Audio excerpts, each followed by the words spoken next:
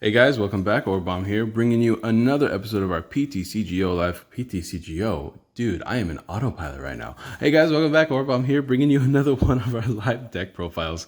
This is going to be my buddy John's version of Control Zard using the brand new Braixen, Charizard and Braixen Tag Team GX. Of course, we don't have that printed. We are pretending that the promos or the alternate arts are going to be the Braixen and the regular arts are going to be the regular Charizards. So bear with me for that. Once again, I mentioned this in the last video, but if you have not heard, my buddy Kate, who's the one who usually records with me, she actually prints all my cards. I don't have a printer, so I bought her color ink, which is like a lot. It's like $80 something. But she's in the hospital. She's okay, which is good. So you don't have to worry about that. But because of that, I'm not able to go print cards right now unless I want to spend more money, which I don't have right now. A lot of you guys know I'm in debt. Speaking of being in debt, shout out to the Patreon. Actually, this is my buddy John's build. I have my own personal build that I put up on that I'm putting up on the Patreon, or it probably is already up on the Patreon by the time this gets uploaded. So good way to support me if you guys want to be able to check that out. Yeah, she's in the hospital right now, so I can't print proxies. So I'm working with what I got, and we're using pretend. So play make believe with me for a little bit. Anyways, I really think I like this deck a lot. It's based off the one that did really well on in the SBE recently, the Control Zard. But now we're playing Braixen Zard and a few changes here and there, like Jesse and James. I feel like it's like I really like the way this deck plays now. I think it's really strong actually. I know there's the main focus, the main worry is ADP, so we might play this matchup again versus ADP because I know you guys like to see. I know you guys want to see more Space Dogs. MTOArtOffical, in case you guys are curious, Space Dogs.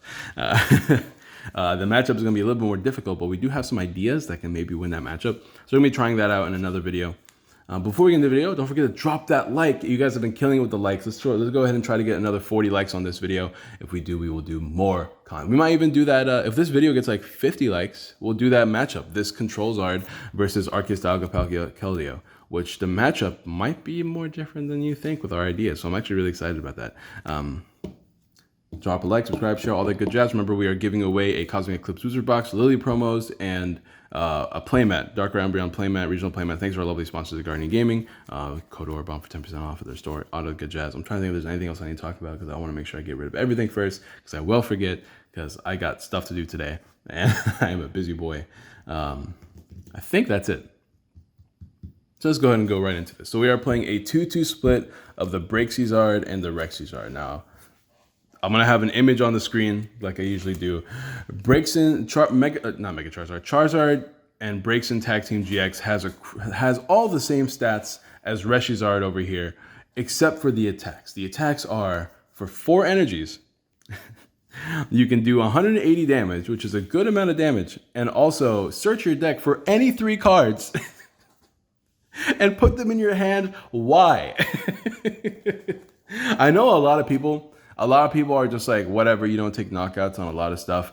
But like, the reality is that this is a card that makes Reshizard, the deck, have a much easier time versus non-GX attackers because you're hitting, sure, you need the same amount of energies. You're able to consistently hit for that 180 number, which takes knockouts, while also searching for any cards you want out of your deck, which is crazy. We're playing a control variant, so we're not playing any healing for the most part. We are playing 1 Malolana, but like healing is not going to be, if you played healing, you probably have even better matchup versus a non-GX cards like Malamar and stuff like that, but for the time being, we're not going to bother with that. We're going to play fully control, which is going to be, we're going to do our best to go the Guardian aspect. We're going to put our opponent down to a 0-card hand. That's the game plan, and we can do that at least twice a game. Not to mention any 3 cards, making this deck incredibly consistent once you get that first attack going. It's actually kind of crazy. We are still playing the 2 Reshizards just because if Pikarom is still a deck, Pikarom will always still be a deck. It's good to be able to take to do big damage against Pikarom. We're actually not playing Shrine anymore,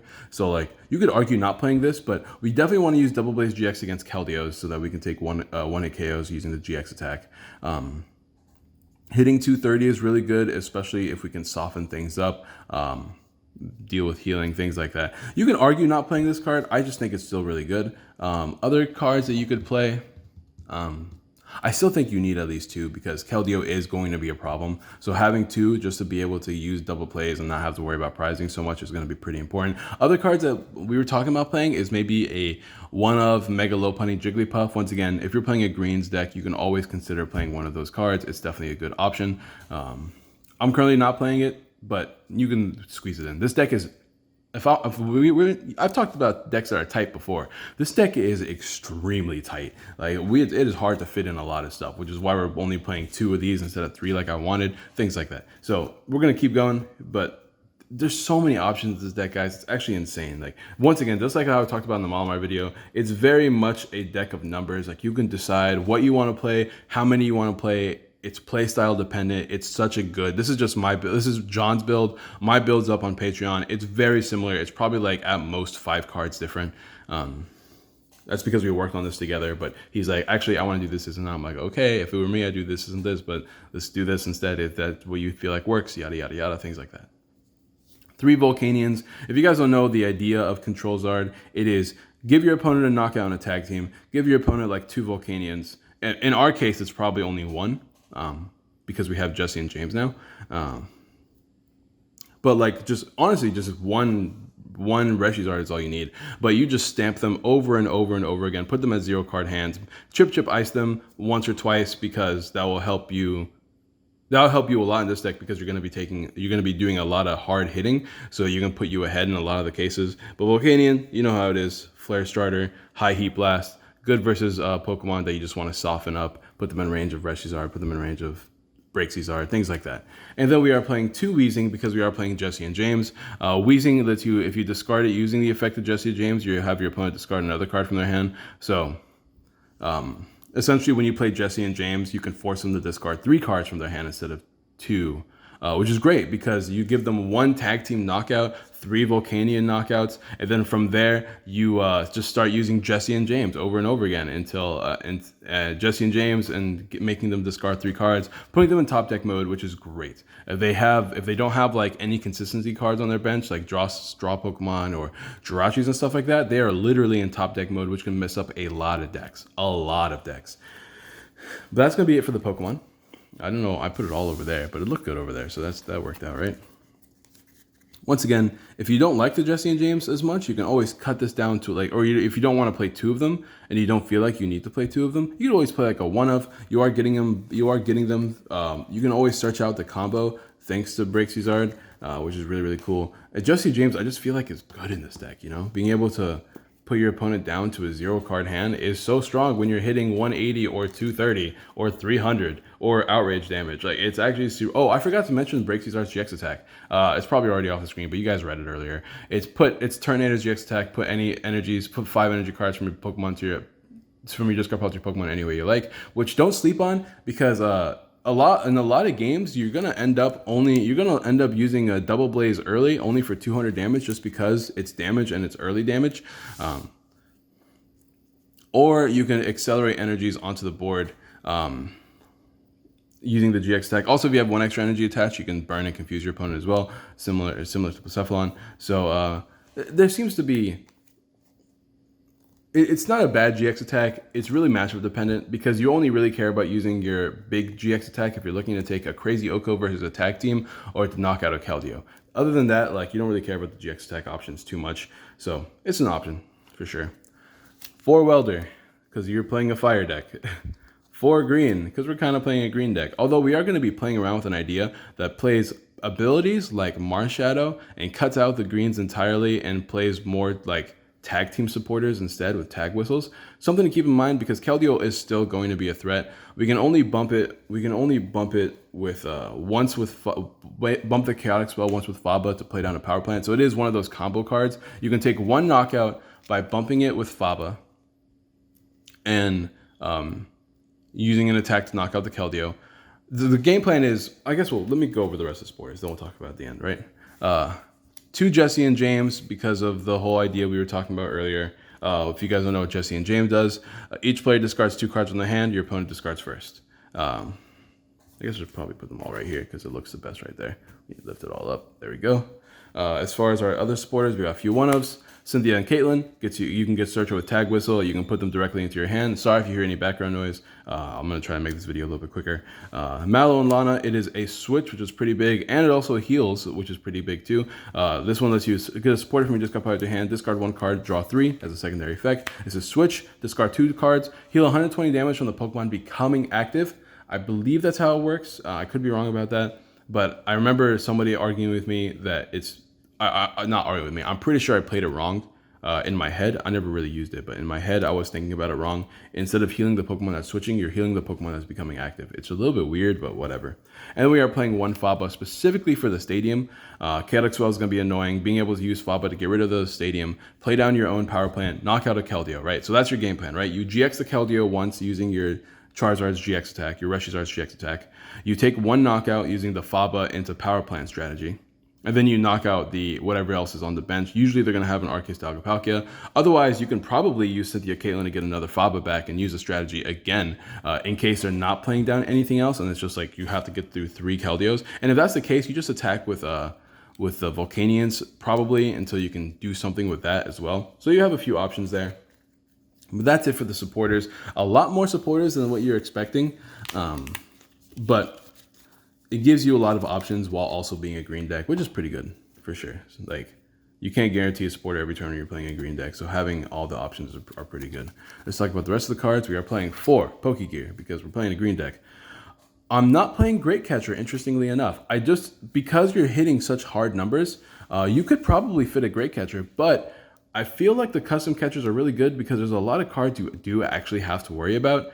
If you want to, you could cut out the custom catchers entirely, play the great catchers, and it gives you space for a few extra cards because you only need to play 2 or 3 great catchers, right? Which give you space for at least 1 more card. But because I'm kind of like annoyed by Malamar and like Jirachis and stuff like that, and you can Oko most other things a lot of the time, I feel like the custom catchers are pretty good in this deck. Because you want to get rid of those threats. If you get rid of enough Malamars and enough Jirachis, you can stick their hand really, really, really well in the Malamar matchup, which is why I like the custom catchers. But once again, that is a preference thing. You can play the great catchers if you like as well. Of course, the 4 reset stamp, because that's what this deck's all about. Oh my god, the doors are so squeaky. I'm so sorry guys for all the background noise. 3 fire crystals.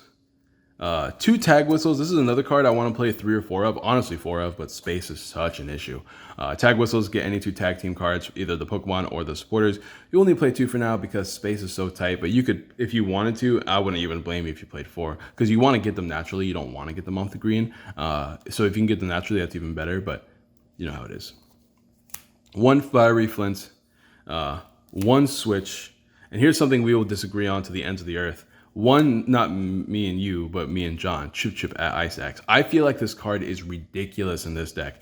Once again, if you can put them down to a 0-card hand and Chip Ice them, he only plays 1.